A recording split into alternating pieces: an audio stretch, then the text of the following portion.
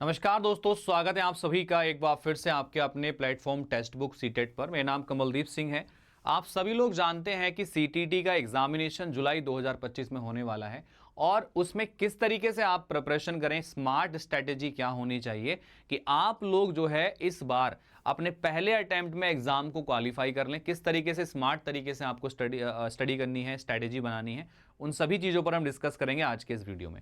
Starting से लेकर and तक मेरे साथ जुड़िएगा इस वीडियो में। अगर सीटेट के बारे में जानना चाहते हैं, कैसे आपको प्रिपरेशन करनी है, किन चीज़ों को फॉलो करना है। सबसे पहले बात कर लेते हैं एग्जाम पैटर्न की। तो एग्जाम पैटर्न सारे लोग जानते हैं। Child development pedagogy 30 question 30 number होते हैं। आपके मैथमेटिक्स में 30 question 30 number. Language 1 language 2 choice की होती है, 30 क्वेश्चन 30 नंबर 30-30 के। एनवायरमेंट स्टडीज में आपका होता है यहाँ पर 30 क्वेश्चन 30 नंबर। 150 मिनट का समय होता है, 150 ही क्वेश्चन होते हैं। ठीक है। पेपर 2 में स्ट्रक्चर ये रहता है, चाइल्ड डेवलपमेंट पेडागोजी 30 क्वेश्चंस आते हैं 30 नंबर के लिए। लैंग्वेज 1 लैंग्वेज 2 30-30 नंबर 30-30 क्वेश्चंस के। साइंस एंड मैथमेटिक्स में आपके 60 क्वेश्चंस आते हैं। अगर आप साइंस मैथ चूज करते हैं तो, सोशल स्टडीज चूज करते हैं तो 60 क्वेश्चन सोशल स्टडीज के आते हैं। कुल मिलाकर 150 मिनट का समय होता है और 150 ही क्वेश्चन इसमें करने होते हैं आपको। अब इस कम समय में ज़्यादा प्रॉब्लम बच्चे को आती है टाइम मैनेजमेंट की और सही तरीके से क्वेश्चन पेपर को सोल्व ना कर पाने की। इस समय पर जो प्रॉब्लम फेस होती है वो प्रिपरेशन कहाँ से शुरू करें, क्या पढ़ें, स्मार्ट तरीका क्या है कि कम समय पढ़ाई करके ज़्यादा आउटपुट हमें मिल सके, तो वो क्या है पहले ये देख लीजिएगा। सीटेट क्वालिफाई करने के बाद में आपके पास बहुत सारे ऑप्शंस हैं। आप स्टेट लेवल पर टीचर बन सकते हैं और नेशनल लेवल पर यानी कि आप सेंट्रल लेवल पर टीचर बन सकते हैं। सेंट्रल लेवल पर आपका केवीएस एनवीएस ईएमआरएस में टीचर बन सकते हैं और स्टेट लेवल पर आप DSSB में और यूपी की टीचर वैकेंसी, सुपर टेट में, बिहार टीआरई में आप यहाँ पर शिक्षक बन सकते हैं। ठीक है। अगर हम बात कर लेते हैं सबसे पहले स्मार्ट स्ट्रेटेजी कैसे की जाए। एवरेज स्टूडेंट क्या करते हैं, एवरेज स्टूडेंट जो हैं आपके कंप्लीट तरीके से, पूरे तरीके से ऑथेंटिक चीज़ों को नहीं पढ़ते हैं। वो चीज़ें पढ़ रहे होते हैं जो एग्जामिनेशन में नहीं भी आएंगी, वो भी पढ़े जा रहे हैं साथ साथ। हमें स्मार्ट तरीके से पढ़ना है। जो एग्जाम में आए वो ओरिएंटेशन कहाँ पे मिलेगी, उससे ओरिएंटेड चीज़ें कहाँ पे मिलेंगी हमें, वो हमें पढ़ना है।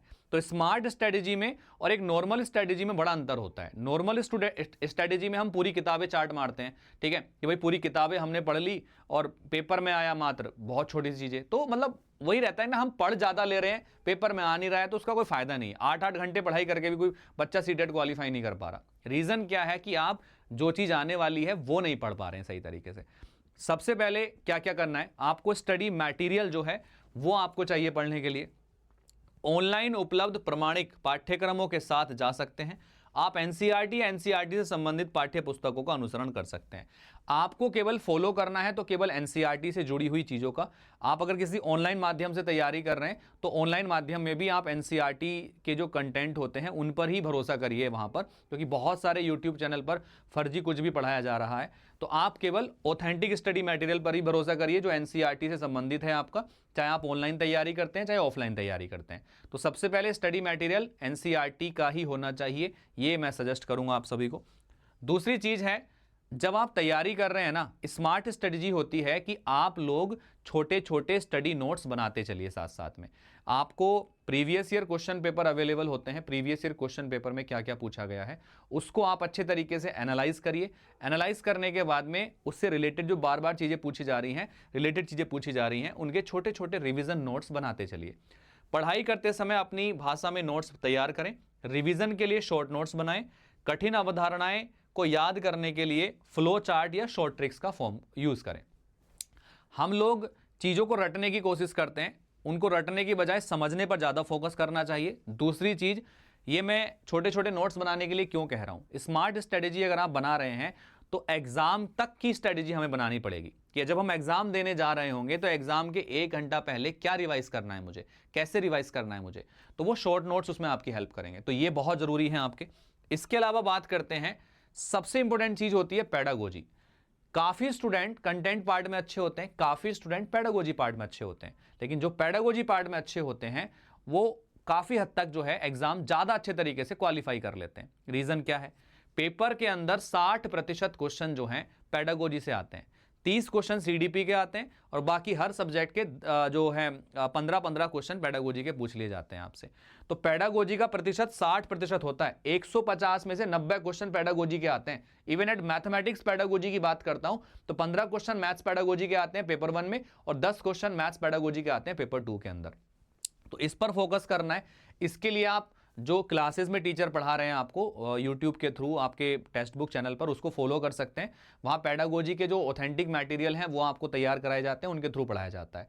कंसेप्ट को समझिए वहाँ पर, और पेडागोजी को समझ अगर आप जाते हैं तो इसका क्वेश्चन ना बहुत जल्दी बनता है, टाइम भी बचता है और क्वेश्चन भी हम जल्दी कर पाते हैं इसमें। दूसरी इंपॉर्टेंट चीज़ क्या होती है, टाइम मैनेजमेंट की। सबसे बड़ा प्रॉब्लम टाइम मैनेजमेंट का हमें आता है एग्जाम टाइम पे भी और उसके पहले भी। काफ़ी लोग हमारे साथ में ऐसे प्रिपरेशन करते हैं जो जॉब भी कर रहे हैं, साथ में पढ़ाई भी कर रहे हैं। दोनों चीज़ को एक साथ बैलेंस करना एक अपने आप में कठिन टास्क होता है। कैसे कर सकते हैं, उन चीज़ों पर फोकस करते हैं। Time management is the process of organising and planning how to divide your time between the different disciplines. अलग अलग सब्जेक्ट में टाइम को कैसे डिवाइड कर सकते हैं। सीडीपी है, 30 क्वेश्चंस आपको पूछे जाते हैं। 30 क्वेश्चंस को कितने समय में आपको करना है, पहले से तैयारी करके जानी पड़ेगी, है ना। मैथमेटिक्स को कितना टाइम देना है, हिंदी को कितना टाइम देना है, ये सब चीजें आपको खुद से प्रिपेयर करनी पड़ेंगी, पहले से टाइम सेट करना पड़ेगा। कि अगर मैं सीडीपी के 30 क्वेश्चनों को अगर मैं 15 से 20 मिनट के बीच में सोल्व कर लेता हूं तो मेरे पास 10 मिनट बच गए, है ना। अब उन 10 मिनट को मैं कहां लगा सकता हूं, जो डिफिकल्ट सब्जेक्ट है मैथमेटिक्स में डाल सकता हूं उनको, ठीक है, या कहीं और डाल सकता हूं जहां पे आपको डिफिकल्टी फेस होती है। तो इस तरीके से टाइम मैनेज करना पड़ेगा। अब ये होगा कैसे, ये टाइम मैनेज होगा आपको खुद की प्रैक्टिस से, खुद की चीजों से। आप सीडीपी में अदर सब्जेक्ट में परफेक्शन जब हासिल कर जाएंगे तो आप उसका खुद से टाइम बनाइए कि मुझे इस क्वेश्चन को या इस 30 क्वेश्चन को 15 मिनट में करना है सोल्व। किसी एक क्वेश्चन पर नहीं रुकना होता है। काफी लोग गलतियां करते हैं कि एक क्वेश्चन पे फंस जाते हैं और 10 मिनट तक उसको ही सोल्व कर रहे होते हैं, तो एक क्वेश्चन 10 क्वेश्चन का टाइम खा गया, ठीक है। नेगेटिव मार्किंग तो नहीं होती आपके एग्जाम में, तो इसीलिए कभी भी एक क्वेश्चन पर ना टिकें। अगर कोई क्वेश्चन नहीं हो रहा है 1 मिनट के अंदर, छोड़ के अगले क्वेश्चन पे मूव करें, ठीक है। दूसरी चीज है आप रिमाइंडर्स करिए। अभी की बात बता देता हूं, अभी की स्मार्ट स्ट्रेटेजी आपकी ये होनी चाहिए कि आपको ना छोटे छोटे रिमाइंडर सेट करने हैं टॉपिक को कंप्लीट करने के। जैसे कि आपको पता है कि अभी एग्जाम जुलाई में है, काफी समय आपके पास में बचा हुआ है, तो आप एक रिमाइंडर सेट कर लीजिएगा कि मुझे जैसे कि नंबर सिस्टम का टॉपिक है, मुझे 2 दिन में कंप्लीट करना है। तो ये लिखा हुआ है set reminders for each topic.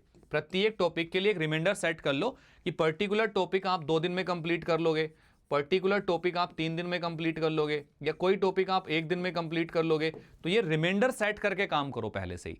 जब ये आप निर्धारित समय में काम करते जाओगे ना, तो ये क्या होता है कि टाइम का मैनेजमेंट होता है कि हमने जो टाइम निर्धारित किया उस समय में हमने चीजें कंप्लीट कर ली। 6 महीने के लिए भूल जाओ सब चीज को। Create a daily planner. Daily का एक प्लानर क्रिएट करो अपने आप के लिए कि सुबह आप 6 बजे उठ रहे हैं तो कितने घंटे आप पढ़ाई को दे रहे हैं, और पढ़ाई को दे रहे हैं तो आपके वीक सब्जेक्ट को कितना समय देना है वहां पे। मान लिया आप दिन में 4 घंटे पढ़ते हैं या 5 घंटे पढ़ते हैं, तो उन 5 घंटों में जो वीक सब्जेक्ट है आपका उसको कितना आपने फोकस किया। ऐसा नहीं है कि पूरे दिन क्लासेस ही देख रहे हैं आप, ऐसा नहीं करना है, उससे कोई फायदा नहीं होगा। Self study is the key to success. आपको क्लासेस भी देखनी है, सेल्फ स्टडी भी करनी है। जितना क्लासेस देखोगे उसका दुगना सेल्फ स्टडी करना है, ठीक है। तो कोशिश करिए कि हर सब्जेक्ट का एक एक क्लास देख लो, और ज्यादा नहीं कि पूरे दिन ही यूट्यूब के ऊपर पढ़ें, ऐसा मत करो। हर सब्जेक्ट का एक एक क्लास देख लो, फिर अपने सेल्फ स्टडी पर फोकस करो, ज्यादा बेटर रहेगा। Give each task a deadline. प्रत्येक टास्क को एक डेडलाइन दे दो। जैसे मैंने बताया कि मुझे जो है पूरा सिलेबस खत्म कर लेना है, कहां के अप्रैल तक या मई तक, ठीक है। उसके बाद केवल रिवीजन पे फोकस करना है, ठीक। Stay away from distraction. Reels वगैरह बहुत देख रहे हो आजकल, छोड़ दो, ठीक है। फेसबुक पे लगे हो, छोड़ दो। व्हाट्सएप पे लगे हो, चैटिंग पे छोड़ दो। पिक्चर देख रहे हो, छोड़ दो। अभी 6 महीने सबको छोड़ दोगे तो दुनिया खत्म नहीं हो जाएगी, आपका पेपर क्वालिफाई हो जाएगा, ठीक है। Establish a routine. एक रूटीन बहुत जरूरी है स्टूडेंट की लाइफ में, डिसिप्लिन बहुत जरूरी है, तो ये सेट कर लो डेली का, आपका हो जाएगा काम। मॉक टेस्ट क्या होता है, अब आपके टाइम मैनेजमेंट की बात चल रही थी तो मॉक टेस्ट का जिक्र होता है। टाइम मैनेज करने का सबसे बेस्ट तरीका होता है अपने आप को जांचने का, मॉक टेस्ट। तो मॉक टेस्ट में आपको एग्जाम का फील होता है, बिल्कुल जैसे एग्जाम होता है सेम वो फील आपको होगा वहां पर। तो आप जो है जितना हो सके उतना ऑनलाइन मॉक टेस्ट दीजिएगा। इससे हमारी प्रश्न हल करने की जो स्पीड है वो बढ़ती है, स्पीड बढ़ेगी, टाइम मैनेजमेंट अच्छा हो जाएगा।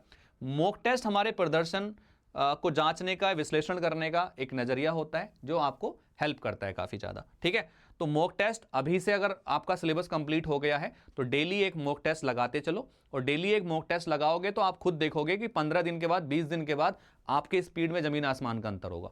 ठीक है, चलो इसके बाद में पिछले वर्षों के प्रश्न पत्र, इनको सोल्व करते रहो, जितने प्रश्न अवेलेबल हैं आपके पास सबको सोल्व करते रहो। इससे आपका आत्मविश्वास बढ़ेगा, एग्जाम के पैटर्न और लेवल का आपको अंदाजा लगेगा। ठीक है, जब एग्जाम का पैटर्न पता होगा, लेवल पता होगा, कहां से कितना क्वेश्चन बन रहा है ये पता होगा, तो आपको प्रिपरेशन में दिक्कत नहीं आएगी। ये होती है स्मार्ट स्ट्रेटेजी। आप ये नहीं कि भाई कुछ भी पढ़े जा रहे हैं, प्रीवियस ईयर को उठाओ, पहले देखो क्या क्या पूछा गया, उसके अकॉर्डिंग तैयारी करो। आपको परीक्षा पैटर्न, प्रश्नों के कठिनाई का स्तर, किस लेवल का क्वेश्चन आता है ना, अपेक्षित प्रश्न क्या है जो बार बार रिपीट होते हैं, वो सब पता लग जाते हैं। यहां से स्पीड इंप्रूव होती है। सबसे मेन चीज है कॉन्फिडेंस आता है कि हमने previous year question paper solve कर लिया है, वो बहुत जरूरी होता है स्टूडेंट की लाइफ में। ठीक है, और साथ के साथ छोटे छोटे नोट्स तो बना के चलने ही है, ये मैंने आपको बता दिया है। तो भाई ये 4-5 चीजें फॉलो कर लो, आपका बेड़ा पार हो जाएगा, सीटेट क्वालिफाई हो जाएगा। अब आपको बता देता हूं कि आप सभी लोग और तरीके क्या हैं, ये सारी चीजें आप कैसे एक साथ कवर कर सकते हैं। ये सारी चीजें आप हमारे साथ जुड़ के कर सकते हैं, क्योंकि हम आपके लिए एक डेडिकेटेड कोर्स लेके आए हैं सीटेट के, जिनमें आप ये सब चीजें एक ही कोर्स के अंदर कर सकते हैं। आपको स्टडी नोट्स मिलेंगे, यहाँ पर एनसीईआरटी का ऑथेंटिक मटेरियल मिलेगा, शॉर्ट ट्रिक्स मिलेंगी, मॉक टेस्ट मिलेंगे, सब एक ही जगह मिल जाएगा। तो ये अभी ऑफर चल रहा है कम प्राइस में। सीटेट पेपर 2 आपका 664 में, पेपर 1 आपका 549 में, 799 में दोनों पेपर ये आपको मिल जाएंगे। आपको करना कुछ नहीं है, कमल कोड का यूज करना है ना। कमल कोड आप यूज करेंगे तो मैक्सिमम डिस्काउंट आपको मिल जाएगा। या फिर अगर मैं बात करता हूं तो आप जो है मुझे इस नंबर पे व्हाट्सएप भी कर सकते हैं, डिस्काउंटेड प्राइस पर मैं आपको कोर्स यहां पर अवेल करा दूंगा। ठीक है, तो ये हमारा नंबर है, ये डिस्काउंटेड प्राइस पे कोर्स में आपकी हेल्प कर देगा यहां पर। ठीक है, चलो, so all the best guys and take care, ख्याल रखिए अपना, मिलते हैं आपसे अगली वीडियो में, तब तक के लिए नमस्कार, जय हिंद एंड थैंक यू।